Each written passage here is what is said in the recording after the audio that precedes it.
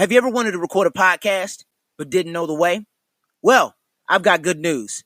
Let me tell you about something. It's called Anchor, and Anchor is the easiest way to record a podcast.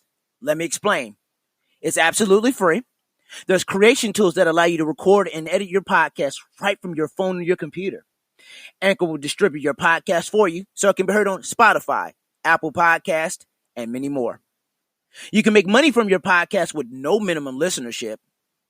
And it's everything you need to make a podcast in one place. So here's what I need you to do. Please download the free Anchor app or go to Anchor FM to get started. You know what time it is. It's another Outwork You Thursday right here on the 22 Podcast. Listen, I'm so glad you could join me today.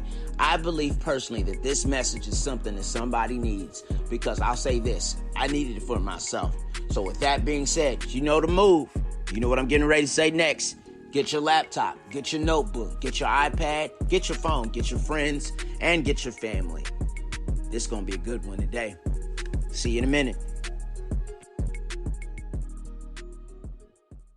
Raise your hand, or better yet, don't raise your hand if you're driving. Shake your head in agreement if you've heard the following phrases amongst your family. It runs in the family. It's just the way we are. It's a family thing. And here's the final one. What happens here stays here. I know personally, I've heard several of these phrases. I've heard a few of these in several variations. I'm often reminded of the movie Babe, where one of the, I believe it was a horse. I have to rewatch the movie. I haven't watched it in so long. I used to watch it so much and I can't remember. But there was a part in there where they were just talking about the way things are on the Hoggett farm. And I remember the horse saying, "Son, the way things are is the way things are." And sometimes we hear that so much for the justification of a bad thing, or something that a bad custom or a bad action that has run through the family, that's ran through the ran from generation to generation, to be exact. We hear the way things are is the way things are. It's a justification for what we're talking about today. But I want to ask a question while you're trying to recount all of the times you've heard why we do the things that we do that oftentimes are harmful and have a impact on us and have had an impact on the past generations, and if we don't correct them now, they'll have an impact on the future generations of our families. I want to pose two questions, if you don't mind. And the first question is, what if the way things are, and if you're writing notes and you're writing this question, I want you to put quotation marks next to the way things are, the way things are. What if the way things are not what they should be? What if the way things are not what they should be? Let me ask you another question. Let's go even further. What if what happens here and what has happened here, what if it needs to be banished from our bloodlines forever? We must understand that in our lives, we will battle with generational curses, the sins and pain of our parents and grandparents.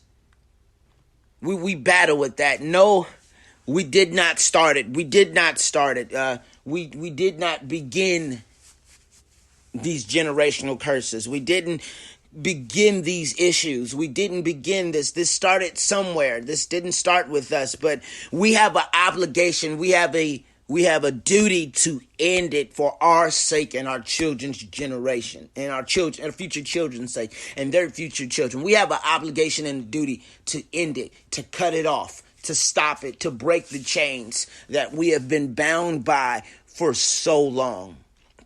I personally can say that I have had a difficulty in some cases breaking some chains because I never realized that they were generational curses until I got older.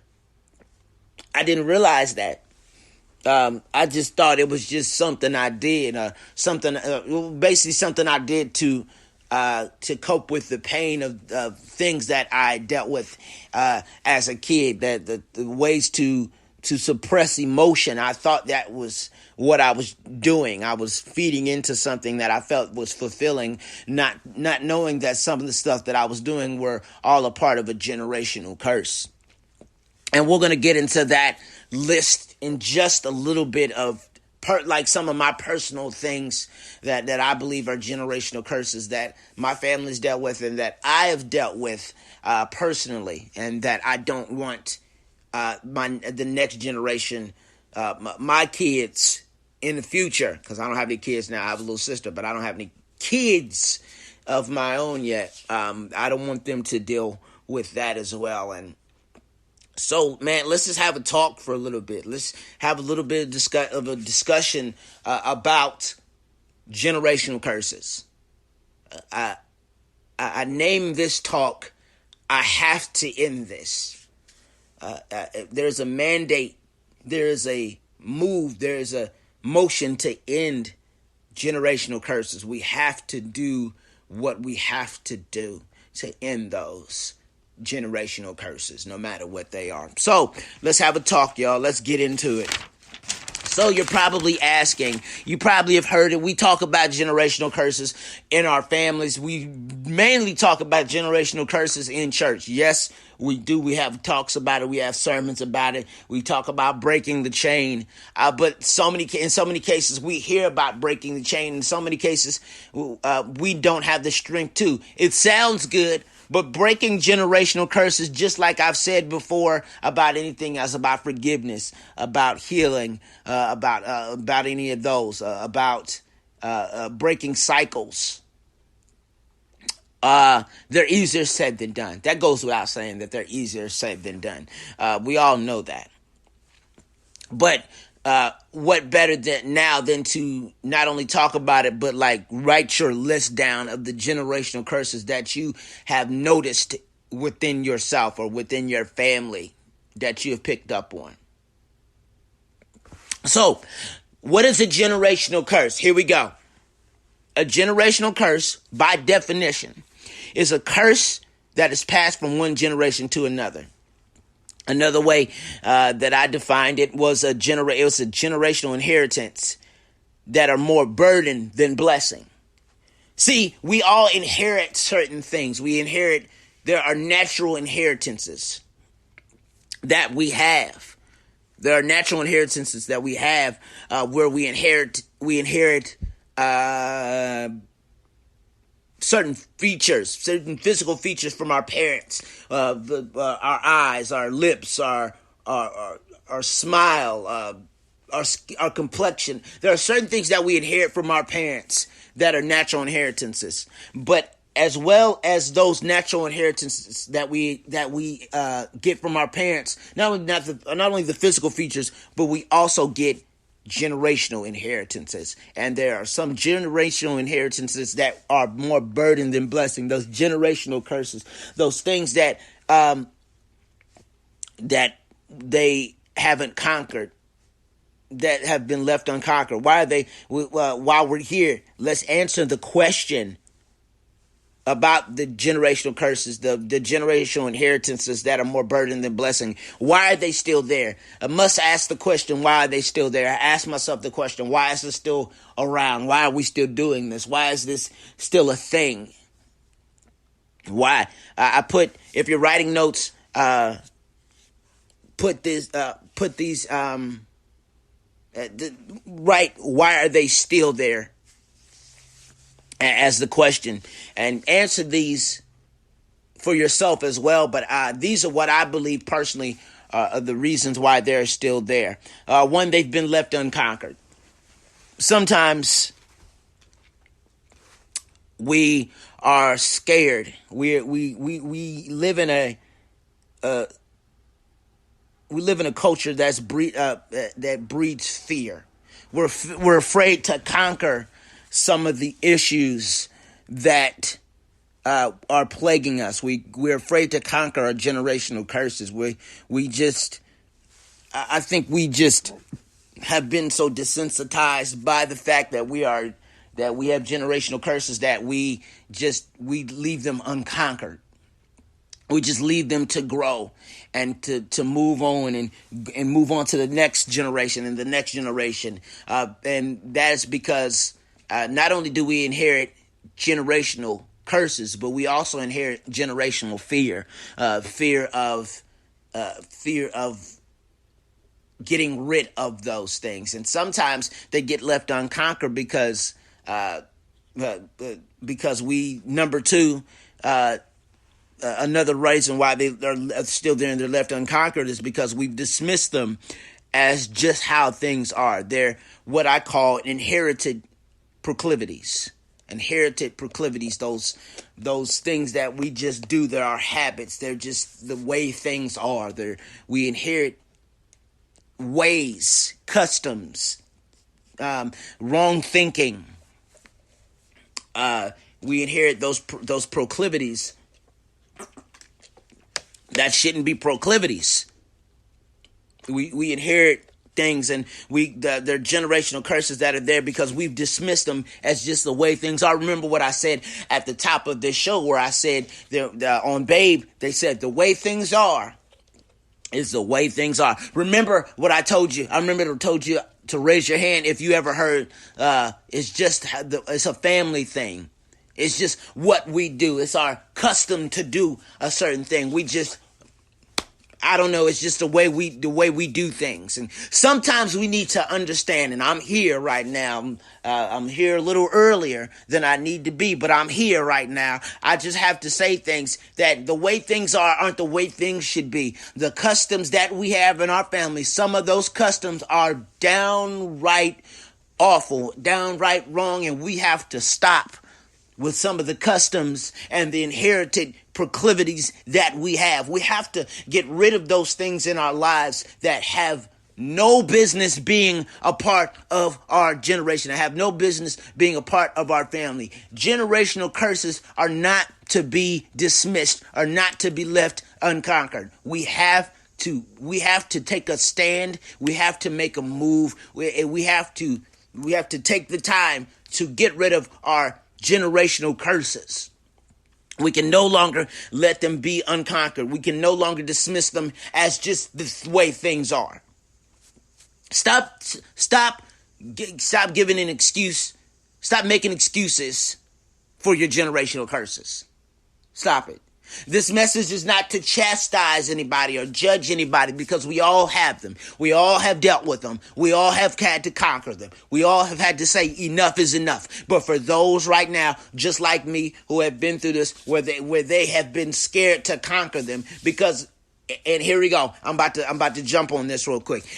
We've been so scared to conquer them because we're so afraid to leave them. Oh, why are we afraid to leave them? Talk, Stevens. I think I will. Why are we afraid to leave our generational curses? Because we have felt that they have fulfilled us. They have made us. They have filled a hole. They have filled a void in us that we feel is needed, and we have to understand that they only fill a temporary void, and and we'll continue to reach out to them as much as we can every time we feel empty. No, we must take the time to get rid of our generational curses. We can no longer use them as excuses to fill voids in our spirits and in our hearts and in our lives. We can't do that anymore. We can't excuse them anymore. They must be pushed away. Okay, I'm getting a little preachy. I'm sorry.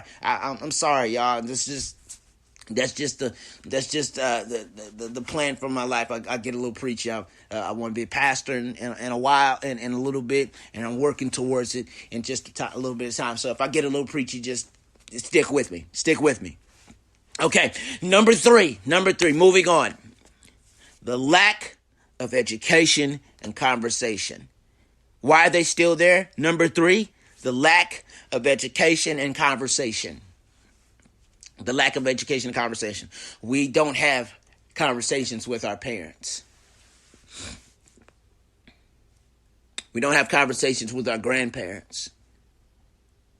We don't have conversations, if we're blessed to have them. We don't have conversations with our great-grandparents. We don't have these conversations, and we have a lack of the education as to why we do the things that we do. Maybe it's not just a habit we picked up. Maybe it's a habit we inherited. Maybe it's something that we were born with. It's not like a Maybelline commercial. Maybe she's born with it. Maybe it's Maybelline. No. No. Maybe we're born with it. Maybe it's a generational curse that we sometimes dismiss as the way things are because of a lack of education and lack of conversation. We have to make it a priority to have a conversation with our family about the things that we do. I mean, in a healthy environment.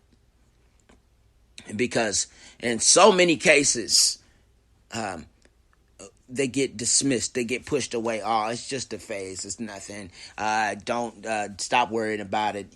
Don't bring it. Don't put it in. We get so scared to put our things in. We put our proclivities and our issues to the bring it to the forefront. We're so scared because I don't know. We're just so scared to talk about it. We're so scared to deal with it. We're so scared to make it known that this is what's going on.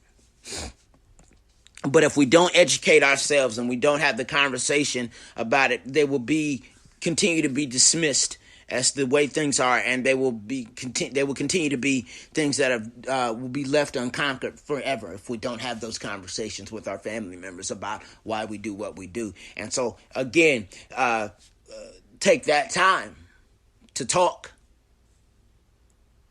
We got to talk. Pull your family members aside and have a conversation about generational curses. No matter how triggering, no matter how upsetting it can be, it needs to happen. Your generation is at stake. The next generation is at stake. They're in danger of picking up these generational curses if you don't break them. Take the time to have that conversation. All right. Listen, here we go. So, here we are. We're at everybody's favorite part. And I say that, and it may not be anybody's favorite part. This, I do want to give a trigger warning for anybody that's listening to this right now. I need somebody to understand that there's a trigger warning. I wish I could have a little air horn to let somebody know, hey, trigger warning, because what I'm getting ready to say next, the things I'm about to say next, are probably some things that are going to trigger something inside of you. And I pray that it triggers you enough to get rid of them, because it's triggered me enough to get rid of some of mine, or to slowly get rid of mine, at least each and every day. I named this August Detox Month for a reason. I named this series Detox Month for a reason, because there's some things in our lives that we have to get rid of immediately. Immediately, y'all. Okay, here we go. So, here are some of the types of generational curses based on some of the things that I've dealt with, some of the things that I've noticed in my family. And there's a laundry list of them. There's a grocery list of them. There's just a list of so many things. But I just wanted to highlight a few of those things that are some things that I've dealt with, that I've noticed in my family that we didn't have many conversations about, but it's about that time. So here we go. Types of generational curses. Addiction. You've heard me talk about addiction on this show. You've heard me talk about addiction on this show. Now, these two are generational curses that I broke with myself. At least the drug use part. I never did drugs. I've never done drugs at any point. Yes, I've had alcohol before. I mean, yes, that's happened. But I made it I made it. I made it known, and I took a stand that I would not do it again. Because I've had alcoholics on both sides of my family. Both sides of my family. I've had a lot of alcoholism on both sides of my family. I had a uncle, God rest his soul, who was an alcoholic. He would get money, and I'm not scared to talk about this. He would get his money, and he would spend it on alcohol, and he'd be drunk. And so I saw him a lot growing up. That I said to myself, I can't do that. I don't ever want to be in a place. And now, granted, it would maybe there was somebody further back than that was, and we don't know. I don't know. I just know as far as one side of my family, I had that one who was a heavy drinker, and I said to myself, "Oh no, I can't do that. I can't." And I don't. Here's the deal: I don't pass judgment on anybody that's an alcoholic. I can't talk about anybody that's an alcoholic. I can't talk about anybody that does drugs. I can't do that.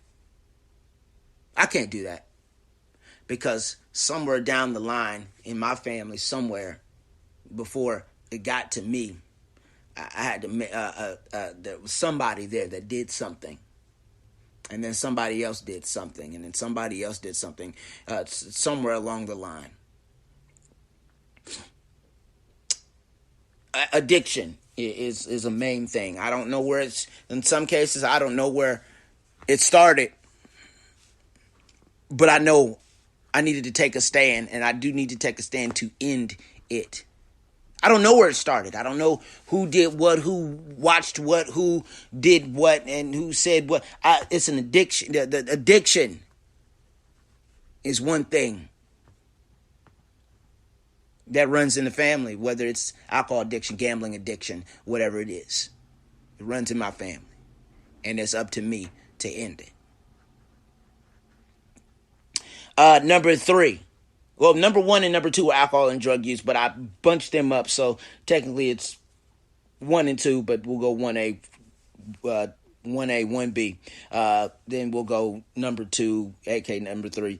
Number 3, a generational curse is lying.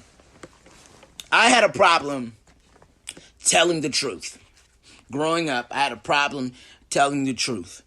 I had a problem with being honest about situations in my life. I had a problem with telling the truth about myself. I had a problem with saying things to become popular. I had a problem with saying things just to say it. I had a problem with that. There was an internal issue that I had within myself that I wanted to be accepted so badly. I wanted to be liked so badly. I wanted to be around people so badly. I wanted to compete with people so badly that I would go to great lengths to tell lies, to say things to be accepted, to be loved. And I thought it was. I never thought of it was as a generational curse, and I used to get that talk, man, you gotta stop lying. I used to get that, and I didn't realize it was a generational curse until I got older. Here's the thing about lying. It eventually catches up to you. No matter how long you keep a lie going, it'll eventually catch up to you. Some catch up quick, some catch up later on. Lying is a big deal in my family. It's a generational curse that needed to end. It had to end. It had to stop, because if I didn't stop it, it was going to keep going on. So I'm all about living my truth. I'm not scared to open my closet and show you my skeletons. I'm not afraid to take off the shirt, not even take off the shirt, roll the sleeves back and show you the scars. I'm not scared to show you my scars. I'm not scared to show you my wounds. I'm not scared to show you that. But I just want to let you know, I used to walk in the realm of being a liar, being I hate to say this, oh my gosh, because alternative fact teller. I used to walk in that realm, and so I have to be willing to break that curse. We all have to be willing to break that curse. If you're lying, just stop it. Just stop it. We all need that. We all need to be true to ourselves and be true to other people. Tell the truth about ourselves and be true to ourselves. Here we go. All right. Number 4, our health history. My family's health history has not been the greatest. It's not. I take I might have been slacking a little bit with the pandemic, just eating whatever, but I really take health serious. I really try to take health serious. I try to exercise as much as I can, walk around as much as I can, try not to be as stagnant as much as I can. But it's more than just physical health for my family. It's mental health. We deal with a lot of anxiety. We've dealt with a lot of anxiety and depression. We've dealt with that in our lives. And in some cases, we still do. And we have to understand that it's not a badge of honor. We have to confront our anxiety and our depression and our mental issues. We leave mental issues unconquered, and we dismiss them as things that are just phases. It's just a phase. You'll be all right. Get out your feelings. Stop being a you-know-what. Stop being a little punk. Whatever. We dismiss them. We dismiss them as just phases. It's just the way things are. And so we have to conquer our health history in a great way. We don't take the time to conquer that. I don't know. But I have to be willing to conquer what has plagued my family so it doesn't touch anybody else, touch any of my kids in the future. I have to take the time to do a thing like that. We must do that. Our future depends on it. Our next generation depends on it. Number 5, abuse. This is the triggering part. I dealt with abuse as a child. I dealt with abuse as a child. Physical and psychological abuse. I dealt with that. I dealt with mainly psychological abuse within my family. I dealt with that, and it is not something that you heal from. I mean, this goes without saying, this is not something that you heal from right away. You can't heal from that right away. It takes forever to release yourself from everything that you've been from abuse, period. It takes a long time. Healing is easier said than done. But when you've been abused for so long, it's so traumatic. Imagine the post-traumatic stress disorder that anybody has dealt with when they've been abused psychologically and physically, and just in so many other ways. But I want to tell somebody, listen, that has been abused right now. That has been abused. That is not your fault. Don't allow anybody to tell you that it's your fault. It's not your fault. I know you're wondering why, and they're telling you you're stupid, and people are telling you you shouldn't be. Oh, it's your fault that you're it's not your fault. And I don't condone, and I'm not condoning the actions of abuse. Though, just for 1 second, let me just step right here and just say I don't condone the actions of abuse. I don't condone somebody to continuing to be abusive. I don't condone the continuation of abuse. I don't condone you staying in something. But I want to let somebody know that is dealing with abuse in any way, shape, or form, that is not your fault. Stop letting other people tell you that it's your fault.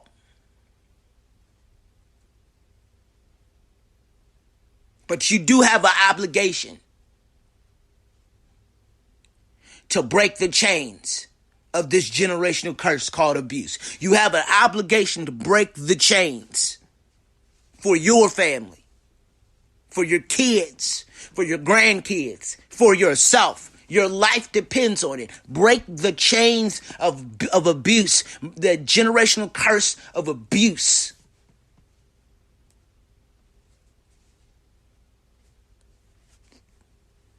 Abuse ran in my family in some way, shape, or form.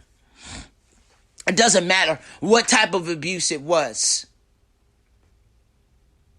I've seen signs. I've been a victim of it. Abuse.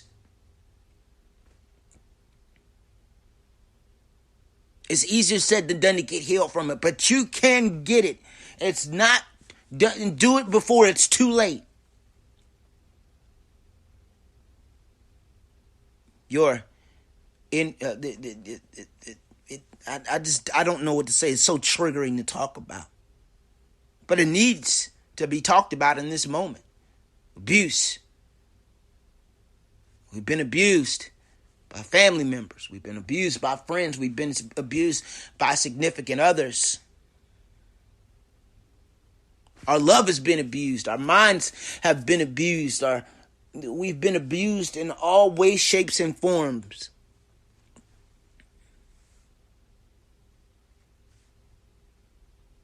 We must confront the generational curse of abuse. All right, moving on, because that's triggering. Bad spending habits is number 6. Let me tell you something. Listen, we have a tendency in my family to get money and then blow it. We have a tendency to get money and then blow it. We have a tendency to see something and get multiples. We have a tendency to see one thing and get 5 of them. We just do that. We have a double up mindset when we see something we want.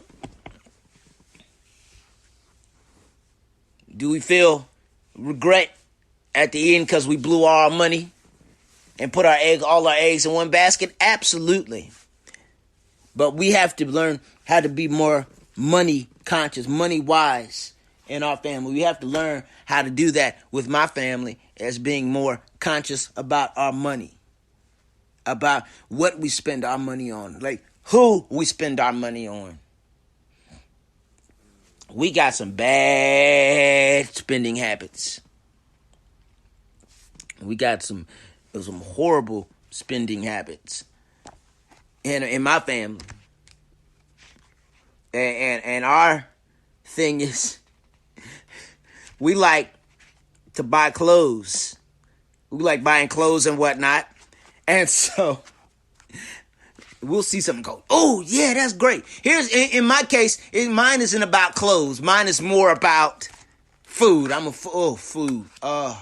Listen, I got money when I started working, and I started taking having a philosophy to get a good meal or two on your paycheck.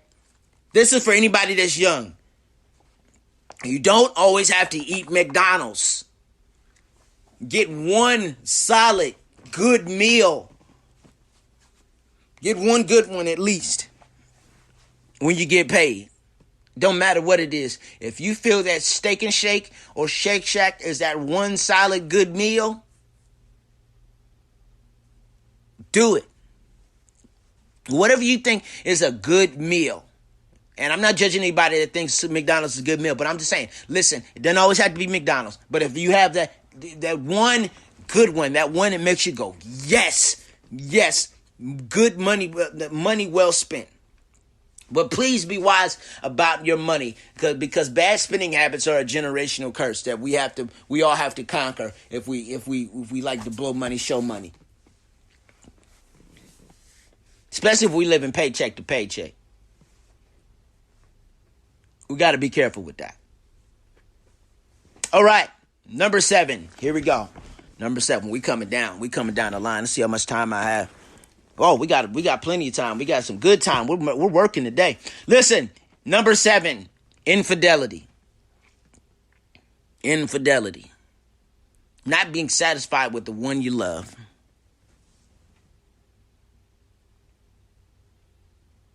Not being satisfied with the one you, so you want go out and get somebody else, and then you go out and get somebody else.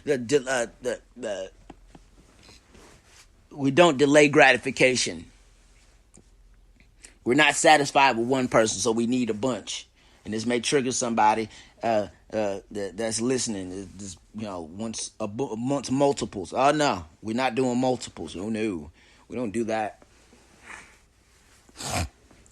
Infidelity, when you're married to somebody or you're with somebody and you go out and you sleep with somebody else, that's not the move, y'all. It's definitely not the move. Infidelity, cheating, not being satisfied with the one you love, so you go out and get somebody else. We've had instances. Sorry, having trouble there. That's because I talk fast. And we've had instances in my family where infidelity has been present. And I refuse to be a part of that.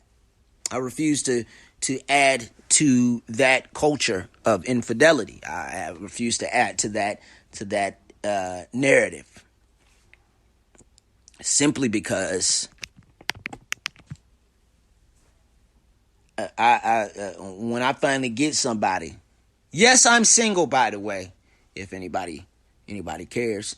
That wasn't a love connection thing. It wasn't a find me a wife type of situation. But when the time comes when I'm looking for a wife and I'm married and I'm getting ready to get married, I just want her to understand that infidelity won't be an issue.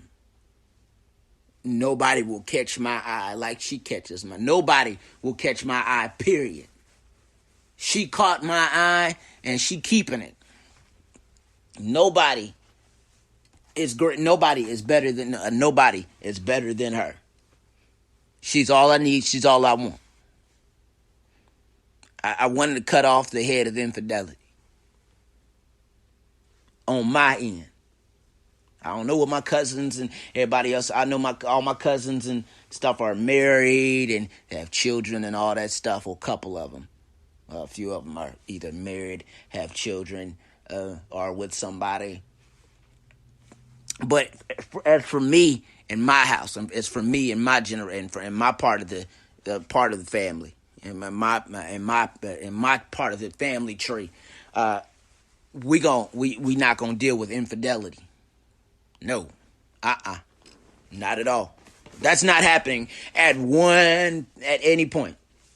And finally, this is when I added at the end here of some of the things that have been generational curses in my family is bigotry. My family has had issues with bigotry. I think a lot of families have had issues with bigotry and intolerance, just being intolerant and being prejudiced against other people. We've dealt with that. Some of the conversations that I've had with some of my family members have been borderline just, wow, you just go, I can't believe you're thinking like this. This is wrong. This is so wrong. Why do you think this way? Why do you have these assumptions about other people because they look a certain way or they act a certain way. We deal with bigotry and intolerance as much. We deal with a lot of bigotry and intolerance in our own families about certain lifestyles and certain ways and certain customs and all that stuff. And we have no room to be judgmental, even with of anybody, especially in our own families. We have no room to judge. We have no room to pass judgment or to talk about somebody else or gossip about somebody else. And that's another one I should have added and I didn't add. Gossip. There's no reason that a phone conversation should start. You're not going to believe what A, B, and C just did. There's no reason. Y'all better understand that gossip is a generational curse, whether you want to believe it or not. It's a generational curse that has to move. Gossip is a generational curse. Lies are a generational curse. Rumors.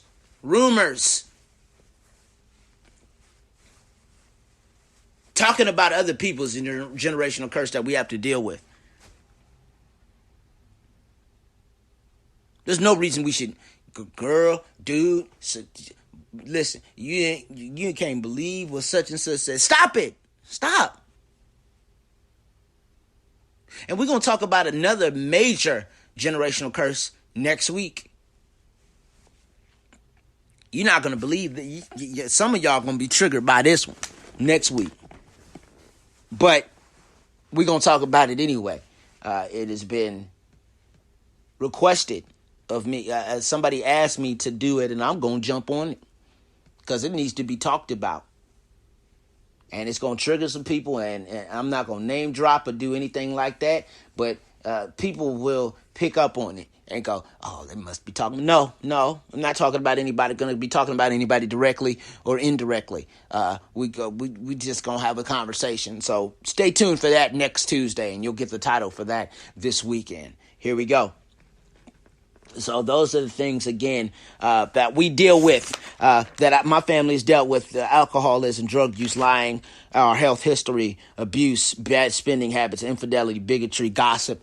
Those are some generational curses that we have dealt with in our lives. And so while we're here, before we go any further, let's, you know what? Forget it. Let's move on. Let's talk about breaking the curse. You've heard all of this stuff. You're probably doing your own mental list. How do we break these curses?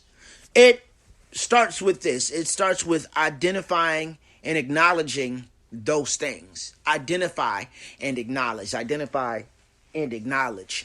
How do when you're identifying and acknowledging those things, I want you to write down all of the things that you do. And I hate to say write all the bad things. Yeah, well, write all the things that you do that you shouldn't be doing, that you don't feel good about doing. All the habits that you don't feel good about doing, write them down. And that to identify those things, write them down, acknowledge them. Number 2, have the conversation. As I said before, we need to start having conversations about the things that we have identified and acknowledged in our lives that have no place being there, or those things that just don't make us feel good about doing. We don't feel good about doing. We have to not only acknowledge and identify, but have the conversation. And once we've had that conversation, we must be willing to confront them, meet them face to face. Everything that we have dealt with, meet them face to face and confront them. Tell them, listen here, you've done enough. You've overstayed your unwelcomed welcome. You've overstayed your stay, and now you got to bounce. You made us pay the price for all the things that you have done to run rampant in my family's life, and I have to end it. Confront your generational curses. And 4, conquer them. Conquer them through prayer. Conquer them through changing your habits. Conquer them by changing your mindset, changing what you say, changing the dynamic conquer them. Pray over your family members. Pray over yourself. Pray. That's what you need. Pray and change your habits. We have to confront and conquer in order to get this next thing to heal. To heal. We must be willing to heal from what we have gone through. We have put ourselves through the fire and the flood, and now we must be willing to heal from what we just got through. Just because we won the battle doesn't mean we don't have a few wounds from the battle that need to heal. And healing takes time. We have to understand that healing is a process. Healing is easier said than done. And we have to take time to heal from that. You've heard me say this before, that we need to heal from what we are dealing with. We need to heal from the pain of our past, to heal from the breaking of generational curses. It's going to take some time, but I'm willing to take the time to do it. This part is going to be hard. Forgive. Lord, forgive me for all the things I allowed to continue, for all the things that I allowed to keep happening, or allowed to continue in my family, continue through me. Forgive me for those things that my family has gone through. Forgive us for all that we have done. Forgive us. Forgive me for all that I've done to keep a generational curse going. Forgive me for making the excuse that this is just the way things are. This is just who I am. No longer can this be who I am. Lord, forgive me. Pray. Ask for forgiveness.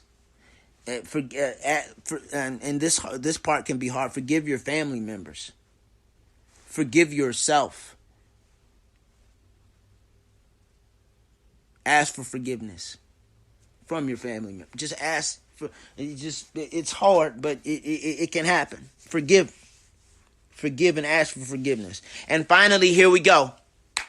Once you've done all this, this is the fun part. This is the great part right here. Walk in freedom. Walk in the freedom and liberty, and knowing that you have broken a generational curse, that you have broken multiple generational curses. Walk in freedom. Walk in freedom. Been set free. I've been delivered. I've been healed. I conquered it. I confronted it. I identified it. I acknowledged it. I had the conversation. We talked about it. We had a family discussion about the things, those inherited proclivities that we have. We had that conversation. And now we have an ability to walk in freedom. But the work doesn't stop. The work doesn't stop. Continue to push back the advances of generational curses. Beat back generational curses. Get rid of them. Eradicate them forever. Because the way things are should not be the way things should be. And now is the time to break your generational curses. Now is the time to take a stand, take a hold, take charge, take authority, and break your generational curses. Because your life is at stake, your family's lives are at stake, your children's lives are at stake, their children's lives are at stake. Their generation depends on you breaking the chains. So break your generational curses today. Take your time, write your list of all the things in your life that you have been plagued by, that you don't want to be there anymore. All right. Well, I hope everybody enjoyed that today. I really do. I hope continue to give me feedback for the episodes. Continue to tell me how well I've done. And that's the easiest way to do that is on IG, because I stay on IG all the time. We're going to set up some other social media outlets as well in the forthcoming months. just setting some things up as we expand even further with the Tutu family of shows and some Tutu creative opportunities. So we'll start expanding that really soon. But if you want to give me some advice, if you want to tell me how I did, tell me I didn't do a good job, tell me there's something I left out, please go to my personal IG page first. That is AlexJ_live. AlexJ_live. Please follow me there. Please send me a message. Please tell me how good of a job I'm doing.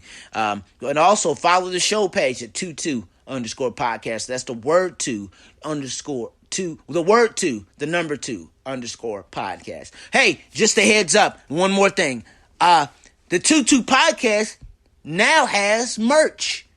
We got t-shirts, we got hoodies, we got sweatshirts, we got masks. We're working on hats and some other things so you can rep your favorite podcast with one of your favorite podcasts. I hope I'm one of your favorite podcasts that you listen to. But go to the following website.